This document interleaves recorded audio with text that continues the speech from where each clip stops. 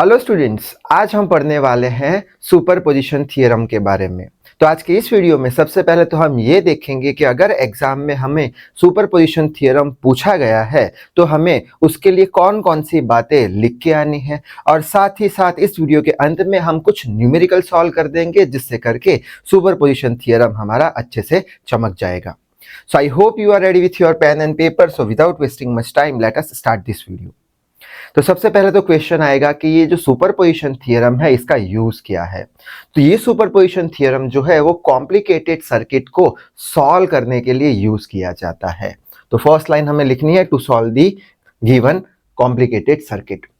To solve the circuit यानी क्या कि अगर एग्जाम में हमें पूछा है कि एक सर्किट डायग्राम देके रखा है और बोला है कि 9 ओम के रजिस्टर में से कितना करंट फ्लो होता है पता लगाओ, यानी कि हम सर्किट को सॉल्व करेंगे, उसको ही बोलते हैं सर्किट को सॉल्व करना, कि दिए गए रजिस्टर में से कितना करंट फ्लो हो रहा है। तो वही बात लिखी है, to find how much current is flowing from a given resistor, उसको बोलते हैं टू सॉल्व दी सर्किट। अब क्वेश्चन आएगा कि सर इसके पिछले वीडियोस में हम थेवेनिन्स थ्योरम पढ़े हैं, नॉर्टन्स थ्योरम पढ़े हैं, उसमें भी तो हमने दिए गए रजिस्टर में से कितना करंट फ्लो हो रहा है उसकी वैल्यू फाइंड की है। तो वो सारे थ्योरम और सुपरपोजिशन थ्योरम में क्या अंतर है, क्या नया है सुपरपोजिशन थ्योरम में?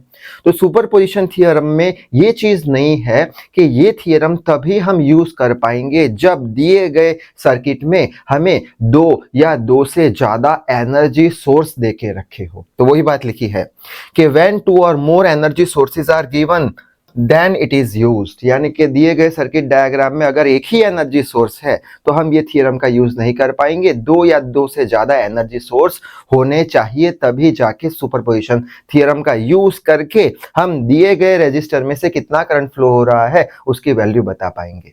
अब एनर्जी सोर्सेज यानी क्या? तो एनर्जी सोर्स हम पढ़ चुके हैं, डिपेंडेंट और इंडिपेंडेंट। तो एनर्जी सोर्सेज यानी वोल्टेज सोर्स या फिर करंट सोर्स। अब दिए गए सर्किट डायग्राम में हमें दोनों ही वोल्टेज सोर्स हो सकते हैं या दोनों ही करंट सोर्स भी दे सकते हैं, या फिर एक वोल्टेज सोर्स या फिर एक करंट सोर्स भी हमें दिया गया होता है। ठीक है, तो एक एक करके दोनों के बेस पे एक एक न्यूमेरिकल देख लेंगे। ठीक है, अगर वोल्टेज सोर्स है, दोनों वोल्टेज सोर्स है, तो जो न्यूमेरिकल है ज्यादा कॉम्प्लिकेटेड हो जाएगा। ठीक है, उसका भी हम एक न्यूमेरिकल देख लेंगे। अगर दोनों करंट सोर्स है तो एकदम इजी हो जाएगा, और अगर एक वोल्टेज सोर्स है एक करंट सोर्स है तो वो हो जाएगा मीडियम, यानी दोनों वोल्टेज सोर्स वाला थोड़ा सा कॉम्प्लिकेटेड पड़ेगा, तो उसका न्यूमेरिकल देख लेंगे। तो सबसे पहले हम देख लेंगे एक वोल्टेज सोर्स और एक करंट सोर्स का देख लेंगे। ठीक है, बाद में दोनों वोल्टेज सोर्स का देख लेंगे। ठीक है, अच्छा, अब ये तो थी बात के क्यों सुपरपोजिशन थ्योरम का यूज किया जाता है और कब यूज किया जाता है, जब दो या दो से ज्यादा वोल्टेज एनर्जी सोर्स हो। ठीक है, अब क्वेश्चन आएगा कि न्यूमेरिकल कैसे सॉल्व करें, तो उसकी प्रोसीजर यहाँ पे लिखी है, वही प्रोसीजर हर एक न्यूमेरिकल में हमें फॉलो करनी है। अब ये थ्योरम का यूज कब कर पाएंगे? जब दो या दो से ज्यादा सोर्सेज हो तब। तो मान के चलते हैं दो हमें सोर्सेज देके रखे हैं, सोर्स ए और सोर्स बी, एनर्जी सोर्स ए एनर्जी सोर्स बी। अब फर्स्ट स्टेप क्या होगा, दोनों में से कोई भी एक सोर्स को हमें डीएक्टिवेट करना है एट अ टाइम। एक समय पे दोनों में से एक ही हम यूज कर पाएंगे, यानी दूसरे को डीएक्टिवेट कर देंगे। ए और बी सोर्स है तो हम एक काम करेंगे, बी को डीएक्टिवेट कर देंगे। बी को डीएक्टिवेट कर दिया तो एक ही वजह से दिए गए रेजिस्टेंस में से कितना करंट फ्लो होता है उसकी वैल्यू ढूंढ लेंगे, जिसको I1 बोल देंगे। तो फर्स्ट लाइन वही लिखी है कि in a circuit if A and B energy sources are given then at a single time deactivate one source. Deactivate one source यानी बी को डीएक्टिवेट कर दिया, यानी एक्टिव कौन है? ए है। तो अब हम क्या करेंगे कि then find the current flowing due to, क्या किया है हमने, किसको? बी को डीएक्टिवेट कर दिया। बी को डीएक्टिवेट कर दिया यानी यहाँ पे क्या बचेगा? यहाँ पे एक्टिव में कौन होगा? एक्टिव में होगा हमारा ए। ठीक है, तो ए की वजह से then due to A through a given resistor current is flowing I1, यानी हम क्या ढूंढेंगे? I1 करंट ढूंढेंगे। ठीक है, अब हम क्या करेंगे, जिसको हमने डीएक्टिवेट किया था उसको एक्टिवेट कर देंगे, और जो एक्टिवेट था उसे डीएक्टिवेट कर देंगे। यानी यहाँ पे किसको हमने डीएक्टिवेट किया था? ए और बी था, तो हमने क्या किया था? डीएक्टिवेट बी, यानी बी को डीएक्टिवेट कर दिया था, और एक ही वजह से हमने दिए गए रजिस्टर में से करंट फ्लो ढूंढा था। अब हम क्या करेंगे, ए को डीएक्टिवेट कर देंगे, और बी की वजह से कितना करंट फ्लो हो रहा है, बी की वजह से कितना करंट फ्लो हो रहा है दिए गए रजिस्टर में से, उसकी वैल्यू फाइंड कर देंगे, उसको I2 बोल देंगे। ठीक है, यानी दो सोर्सेस में से एक को डीएक्टिवेट कर दो, ठीक है, और दूसरे की वजह से कितना करंट फ्लो हो रहा है I1, और पहले को डीएक्टिवेट कर दो, दूसरे की वजह से कितना करंट फ्लो हो रहा है I2। शायद से बात समझ में आई गई होगी। तो I1 और I2 दोनों की वैल्यू हमें मिल चुकी है। अब हम क्या करेंगे, I1 और I2 को अल्जीब्रिकली ऐड कर देंगे एक दूसरे में। अगर डायरेक्शन ऑपोजिट है तो माइनस कर देंगे और डायरेक्शन सेम है तो प्लस कर देंगे। तो वही लाइन लिखी है, take the algebraic sum of I1 and I2 considering the direction of the current flow. अगर डायरेक्शन ऑपोजिट है दिए गए रजिस्टर में से I1 और I2 का, तो माइनस कर देंगे I1 माइनस I2, और अगर सेम है तो ऐड कर देंगे। अच्छा, इतने तक बात समझ में आ गई। अब क्वेश्चन आएगा कि एनर्जी सोर्स को डीएक्टिवेट कैसे करना है, ठीक है। तो डीएक्टिवेट कैसे करेंगे, तो सबसे पहले तो वोल्टेज एनर्जी सोर्स की बात करेंगे। अगर वोल्टेज एनर्जी सोर्स को हमें डीएक्टिवेट करना है, तो वो जो वोल्टेज एनर्जी सोर्स है उसको हम निकाल देंगे और एक पतले से वायर से कनेक्ट कर देंगे, जिसको बोल देंगे शॉर्ट सर्किट करना, ठीक है। यानी रिमूव कर देंगे वोल्टेज सोर्स को और उसको शॉर्ट सर्किट कर देंगे। तो वही लिखा है, remove voltage source and short circuit. Short circuit यानी क्या, एक पतले से वायर से कनेक्ट कर देना। अच्छा, और वोल्टेज सोर्स को जब हम डीएक्टिवेट करेंगे, कैसे, रिमूव करेंगे वोल्टेज सोर्स को और शॉर्ट सर्किट करेंगे, पतले से वायर से कनेक्ट कर देंगे, और बाद में उसके साथ हम लगाएंगे करंट डिवाइड रूल, ठीक है। करंट डिवाइड रूल याद रखना, ठीक है। उसी तरीके से अगर हमें करंट सोर्स को डीएक्टिवेट करना है, तो हम क्या करेंगे, हम करंट सोर्स को निकाल देंगे और ओपन सर्किट कर देंगे। यानी इस बार कोई भी वायर से कनेक्ट नहीं करेंगे, ओपन सर्किट कर देंगे और साथ में लगा देंगे हम ओम्स लॉ। तो वही लिखा है, remove the current source and make open circuit. So I hope ये जो प्रोसीजर है, स्क्रीनशॉट ले लीजिएगा। ये प्रोसीजर अच्छे से समझ में आ गई होगी। अब न्यूमेरिकल देखते हैं तो और अच्छे से समझ में आएगा। क्या करना है, सिंपली कब यूज होगा ये थ्योरम, दो से ज्यादा अगर एनर्जी सोर्स है तो। एनर्जी सोर्स दोनों वोल्टेज भी हो सकते हैं, दोनों करंट भी हो सकते हैं, एक वोल्टेज एक करंट भी हो सकता है। कैसे प्रोसीजर है उसकी, सबसे पहले तो कोई भी एक को डीएक्टिवेट कर दो। डीएक्टिवेट करेंगे तो दूसरे की वजह से करंट कितना फ्लो होगा, दिए गए रजिस्टर में से उसका करंट का वैल्यू I1 फाइंड कर दो। फिर इसको डीएक्टिवेट कर दो, ठीक है, इसको डीएक्टिवेट कर दो और इसकी वजह से कितना करंट फ्लो हो रहा है I2 का वैल्यू ढूंढ लो। दोनों को अल्जीब्रिकली ऐड कर लो, डायरेक्शन देख लो, अगर सेम है तो प्लस, ऑपोजिट है तो माइनस, ठीक है। और डीएक्टिवेट कैसे करना है, वोल्टेज सोर्स के लिए वोल्टेज सोर्स को निकाल दो, पतले से वायर से कनेक्ट कर दो और शॉर्ट सर्किट बोल दो, और साथ में क्या लगा दो, करंट डिवाइड रूल लगा दो, ठीक है। करंट डिवाइड रूल हम पढ़ चुके हैं, देख लेंगे, आसान सी चीज है। और करंट सोर्स को अगर डीएक्टिवेट करना है तो हम क्या करेंगे, करंट सोर्स को निकाल देंगे और ओपन सर्किट कर देंगे, ठीक है। तो आगे बढ़ लेते हैं, न्यूमेरिकल समझ लेते हैं तो और अच्छे समझ में आ जाएगा, ठीक है। ऐसा कुछ सर्किट डायग्राम है, 3 वोल्ट की बैटरी है यहाँ पे, यानी एक का एनर्जी सोर्स है, ये 2 एम्पियर का दूसरा एनर्जी सोर्स है, ये करंट सोर्स हो गया, ये वोल्टेज सोर्स हो गया। यानी कि यहाँ पे 2 या 2 से ज्यादा हमें एनर्जी सोर्स दिख रहे हैं, तो हम ये हमारा सुपरपोजिशन थ्योरम अप्लाई कर पाएंगे। 9 ओम 6 ओम का रजिस्टर है और पूछा क्या है, find the current flow through 9 ohm resistor, ठीक है। तो कैसे ढूंढेंगे 9 ओम रजिस्टर से, ये रहा हमारा 9 ओम रजिस्टर, ठीक है। तो अभी हमने देखा दोनों में से एक को डीएक्टिवेट कर दो। डीएक्टिवेट कैसे करेंगे, मान के चलते हैं कि हम ये जो एनर्जी सोर्स है उसको डीएक्टिवेट करेंगे। ये कौन सा एनर्जी सोर्स है, करंट एनर्जी सोर्स। अब करंट एनर्जी सोर्स को डीएक्टिवेट करने के लिए क्या करते थे, इसको रिमूव कर देते थे और ओपन सर्किट कर देते थे। यानी यही डायग्राम नीचे बनाया है, इसको हमने रिमूव कर दिया और ओपन सर्किट कर दिया, और ओपन सर्किट कर दिया, यानी कोई भी तार से कनेक्ट नहीं किया। तो आई होप बात समझ में आ गई होगी, रिमूव किया और ओपन सर्किट कर दिया, ठीक है। अब क्या करेंगे, ओम्स लॉ लगाएंगे, सेम जो प्रोसीजर देखी थी वही है। ओम्स लॉ लगाने के लिए सबसे पहले तो हम क्या करेंगे, 3 वोल्ट की बैटरी से कुछ करंट निकला, ठीक है। ये करंट कहां पे जाने वाला है, यहां पे तो जाएगा नहीं, क्यों, ओपन सर्किट है, करंट को क्लोज पाथ चाहिए, क्लोज पाथ यहां पे मिल रहा है, तो ये करंट ऐसे फ्लो होगा।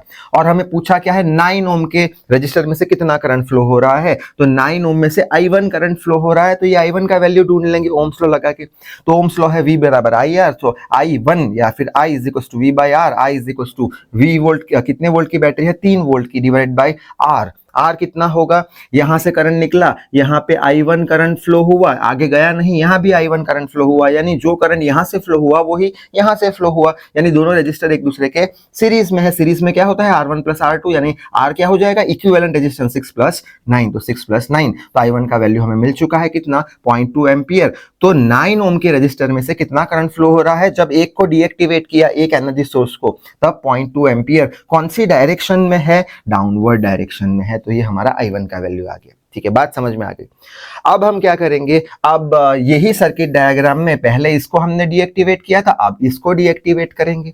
यानी कि ये तो एज इट इज हमने बना दिया, यहाँ पे ये तो एक्टिव है, इसको तो एक्टिव रखना पड़ेगा। इसको डीएक्टिवेट कैसे करेंगे हम, इसको हम रिमूव कर देंगे और एक पतले से वायर से कनेक्ट कर देंगे, यानी शॉर्ट सर्किट कर देंगे। इसको रिमूव कर दिया और एक पतले से वायर से कनेक्ट कर दिया, यानी क्या हो गया, शॉर्ट सर्किट हो गया। बात समझ में आ गई होगी। और साथ ही साथ क्या लगाएंगे हम करंट डिवाइड रूल लगाएंगे। सारी बात जो फ्रंट स्लाइड पे थी वही अप्लाई कर रहे हैं हर एक न्यूमेरिकल में।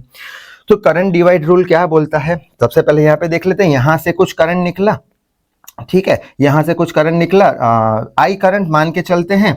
यहां पे कुछ करंट गया होगा और यहाँ पे कुछ करंट गया होगा इस बार, ठीक है। तो ये जो यहाँ पे करंट गया है उसको I2 बोल दिया। यहाँ पे कुछ करंट गया होगा, उससे हमें मतलब नहीं, क्यों, हमें तो 9 ओम के रजिस्टर में से कितना करंट फ्लो हो रहा है, I2, उसका वैल्यू ढूंढना है, ठीक। तो उसके लिए हम क्या करेंगे, करंट डिवाइड रूल लगाया, I2, ठीक है। I2 is equal to current divide rule क्या बोलता है, total current divide by total resistance multiply with resistance in opposite branch. अब टोटल करंट कितना होगा, अब ये जो 2 एम्पियर की जो बैटरी है, सॉरी 2 एम्पियर का जो करंट सोर्स है उसमें से तो 2 एम्पियर करंट ही निकलने वाला है, तो टोटल करंट कितना हो जाएगा, 2 लिख लिया हमने, ठीक है। टोटल रेजिस्टेंस कितना होगा, यहाँ पे इक्विवेलेंट रेजिस्टेंस नहीं बोला है, टोटल रेजिस्टेंस बोला है। तो टोटल रेजिस्टेंस यहाँ से करंट डिवाइड हो रहा है, एक यहाँ पे गया, करंट यहाँ पे गया, यहाँ पे हम करंट डिवाइड रूल अप्लाई कर रहे हैं। तो टोटल रेजिस्टेंस कितना होगा, 6 + 9। ऐसा हम नहीं बोल सकते हैं कि ये पैरेलल में है, कैसे, यहाँ पे कुछ करंट गया, यहाँ पे कुछ करंट गया, यानी करंट अलग अलग कब होता है, जाता है जब दोनों पैरेलल में होते हैं। लेकिन यहाँ पे इक्विवेलेंट रेजिस्टेंस का यूज नहीं है, यहाँ पे टोटल रेजिस्टेंस वर्ड यूज किया है। तो टोटल यानी 6 + 9, तो यहाँ पे आ गया 6 + 9। और मल्टीप्लाई में क्या है, resistance in opposite branch. Resistance in opposite branch का मतलब क्या, हमें 9 ओम के रेजिस्टेंस में से कितना करंट फ्लो हो रहा है वो ढूंढना है। तो उसके ऑपोजिट में कौन सा रेजिस्टर है, 6 ओम का, तो ये लगा दिया 6 ओम का। आई होप बात समझ में आ गई होगी। तो यहाँ से हमें I2 का वैल्यू मिल चुका है। और I2 कौन सी डायरेक्शन में है, I2 डाउनवर्ड्स है, यानी कि यहाँ पे 9 ओम के रेजिस्टेंस में से I1 डाउनवर्ड था, यहाँ पे भी 9 ओम के रेजिस्टेंस में से I2 डाउनवर्ड है, डायरेक्शन सेम है, दोनों को ऐड कर दो तो I फ्रॉम 9 ओम रेजिस्टेंस कितना होगा, I1 + I2, ये रहा 0.2 + 0.8, तो 1 एम्पियर जितना करंट 9 ओम के रेजिस्टर में से फ्लो होगा। अगर दोनों ऑपोजिट होता, I1 ऐसे होता, I2 ऐसे होता, तो हम माइनस कर लेते, ठीक है। सो आई होप ये न्यूमेरिकल अच्छे से समझ में आ गया होगा। नेक्स्ट इंपॉर्टेंट न्यूमेरिकल और देख लेते हैं, इसको ध्यान से समझना है हमें। अच्छा, तो सबसे पहले तो ऐसा कुछ सर्किट डायग्राम देके रखा है। 20 वोल्ट की बैटरी है, 50 वोल्ट की बैटरी है, यानी 2 वोल्टेज सोर्स है। थोड़ा सा कॉम्प्लिकेटेड होगा, थोड़ा सा। यहाँ पे 20 ओम का रेजिस्टेंस, 10 और 30 ओम का रेजिस्टेंस है, और पूछा क्या है, find the current flow through 20 ohm resistance, यानी ये जो 20 ओम है उसमें से कितना करंट फ्लो हो रहा है वो ढूंढना है। तो कैसे सॉल्व करेंगे इसको, तो वही सेम स्टेप्स फॉलो करने हैं।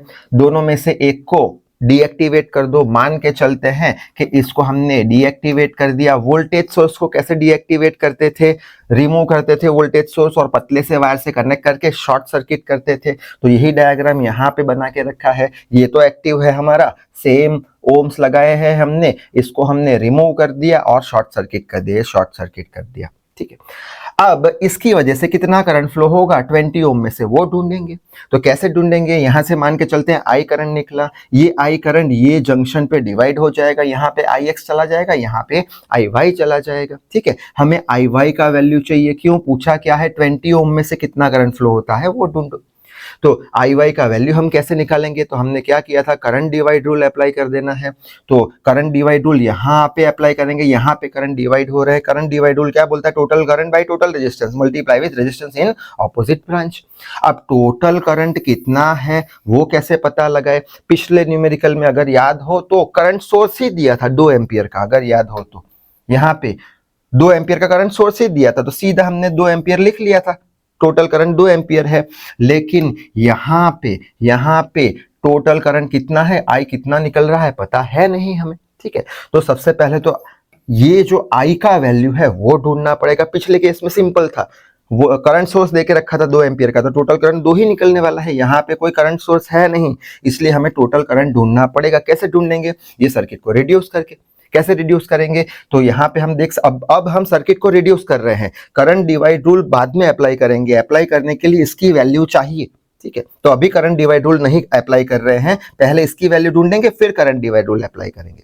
तो टोटल करंट कैसे फाइंड करेंगे, तो देख सकते हैं यहाँ पे करंट डिवाइड हो रहा है, यानी 30 और 20 दोनों में अलग अलग करंट जा रहा है। अलग अलग करंट कब जाते हैं, जब पैरेलल में होते हैं, यानी कि ये 20 और 30 ये दोनों पैरेलल में है। तो इक्विवेलेंट क्या होता है पैरेलल का, ऊपर दोनों रजिस्टर का मल्टीप्लिकेशन नीचे एडिशन। तो ऊपर मल्टीप्लिकेशन नीचे एडिशन यानी 12 ओम, यानी ये दोनों को निकाल के एक इक्विवेलेंट रेजिस्टेंस हमने 12 ओम का लगा दिया, और ये 10 ओम का तो एज इट इज है, शायद से बात समझ में आ गई होगी। ये दोनों को निकाल के एक इक्विवेलेंट 12 ओम कर दिया, 10 ओम एज इट इज है, ठीक है।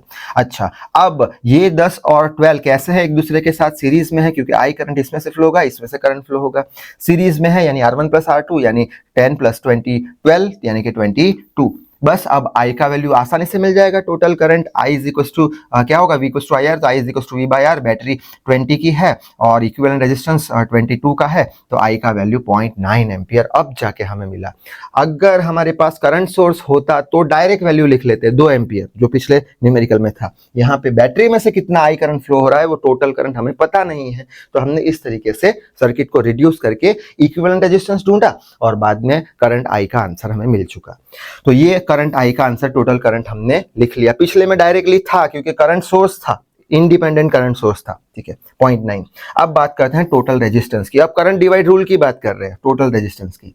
अब यहां से करंट डिवाइड हो रहा है, यहां से करंट डिवाइड हो रहा है, यहां से, तो टोटल रेजिस्टेंस कितना होगा, डिवाइड किसमें होगा, 30 और 20 में, 30 प्लस 20, तो 20 प्लस 30 या 30 प्लस 20 कर लो, ठीक है। बात समझ में आ गई, यहां से डिवाइड हो रहा है तो टोटल रेजिस्टेंस ये है, ये नहीं है, ये यहाँ पे थोड़ी हम अप्लाई कर रहे हैं, डिवाइड तो ये पॉइंट से आगे हो रहा है, तो 30 प्लस 20। और क्या है हमारा रेजिस्टेंस इन ऑपोजिट ब्रांच। अब यहां से डिवाइड हो रहा है यहां से, और हमें इसमें से कितना करंट फ्लो हो रहा है वो ढूंढना है। तो रेजिस्टेंस इन ऑपोजिट ब्रांच कितना होगा, 30, तो वो लिखा है 30। ये नहीं है क्योंकि करंट डिवाइड रूल हम ये पॉइंट से आगे जा रहे हैं, ना कि पीछे जा रहे हैं। तो ऑपोजिट ब्रांच में कितना रेजिस्टेंस होगा, 20 में से कितना करंट फ्लो हो रहा है वो ढूंढना है, तो ऑपोजिट हो गया 30। आई होप बात समझ में आ गई होगी, जिससे करके हमें IY का आंसर मिल जाएगा 0.54 एम्पियर। और कौन सी डायरेक्शन में है, डाउनवर्ड डायरेक्शन में। डायरेक्शन भी इंपॉर्टेंट है, डायरेक्शन अगर ऑपोजिट है तो माइनस करते थे। अच्छा ठीक है, तो एक आंसर हमें मिल गया, यानी इसको हमने डीएक्टिवेट करके आंसर पता लगा दिया। अब क्या करेंगे, इसको डीएक्टिवेट करेंगे